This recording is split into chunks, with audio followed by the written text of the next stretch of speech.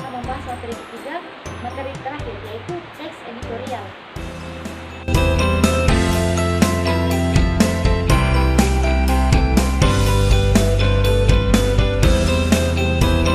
Sebelumnya saya akan menjelaskan pengertian teks editorial. Nah, teks editorial adalah artikel utama yang ditulis oleh redaktur koran yang merupakan pandangan redaksi terhadap suatu peristiwa atau berita aktual atau sedang menjadi sorotan, fenomenal, kontroversial, atau menimbulkan perbedaan pendapat. Teks editorial disebut juga tajuk rencana. Teks editorial dapat diasumsikan sebagai sikap institusi media massa terhadap peristiwa yang dibahas. Ciri-ciri teks editorial. 1. Topik tulisan teks editorial selalu hangat atau sedang berkembang dan dibicarakan secara luas oleh masyarakat, bersifat aktual dan faktual. Kedua, teks editorial bersifat sistematis dan logis. Ketiga, teks editorial merupakan sebuah opini atau pendapat yang bersifat argumentatif. Keempat, teks editorial menarik untuk dibaca karena ditulis dengan menggunakan kalimat yang singkat, padat, dan jelas. Jenis teks editorial terdapat 3 jenis teks editorial, yaitu interpretatif editorial, kontroversial editorial, dan explanatory editorial. Struktur teks editorial. 1. Pengenalan isu. Pengenalan isu ialah bagian pendahuluan teks editorial. Fungsinya untuk mengenalkan isu atau permasalahan yang akan dibahas dalam bagian berikutnya.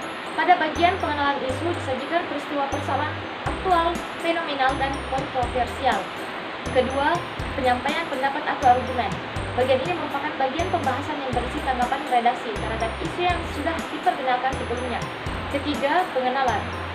Penegasan dalam teks editorial berupa simpulan, saran, atau rekomendasi. Di dalamnya juga terselip harapan redaksi kepada pihak terkait dalam menghadapi atau mengatasi persoalan yang terjadi dalam isu tersebut. Unsur kaidah kebahasaan.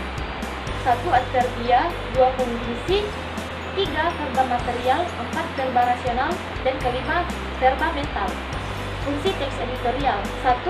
Fungsi teks editorial atau tajuk rencana umumnya menjelaskan perintah dan akibatnya pada masyarakat. 2. Memberi latar belakang dan kaitan berita tersebut dengan kenyataan sosial dan faktor yang mempengaruhi dengan lebih menyeluruh.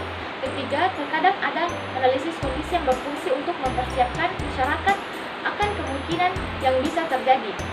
Keempat, meneruskan penilaian moral mengenai berita tersebut.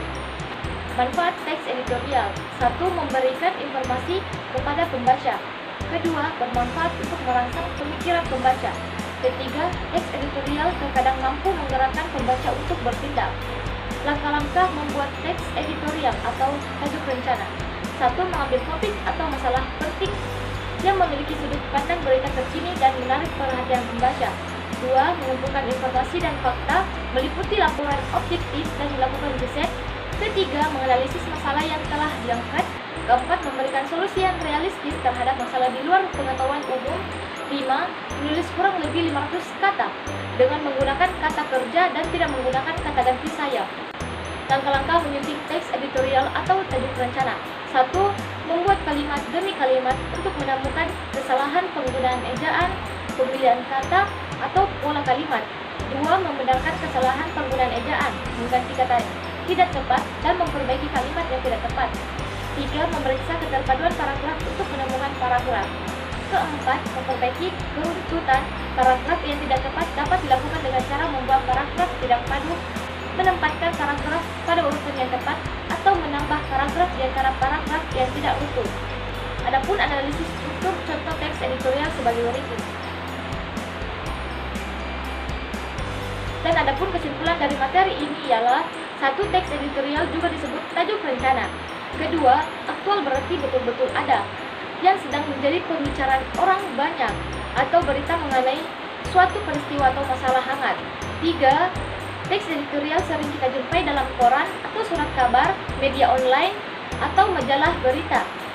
Sekian dari saya untuk materi teks editorial. Lebih dan kurangnya mohon dimaafkan. Wabillahi taufiq wal hidayah. Wassalamualaikum warahmatullahi wabarakatuh.